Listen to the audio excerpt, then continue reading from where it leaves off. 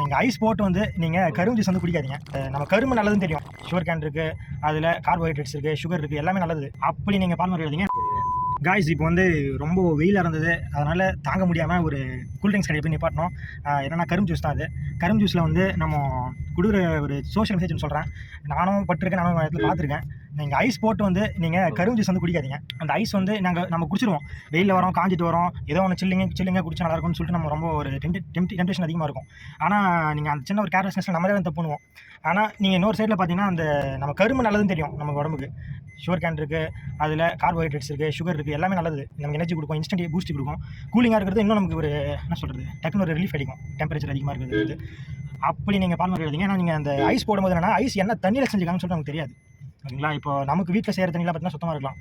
ஆனால் கடைக்கு சப்ளை பண்ணுற தண்ணி பார்த்தீங்கன்னா அது சுத்தமான தண்ணியாக இருக்கிறதுன்னு அவசியம் கிடையாது. அவங்களுடைய இது பார்த்தீங்கன்னா ஐஸ் வந்து அவங்க சப்ளை பண்ணுறாங்க, அவ்வளோதான்.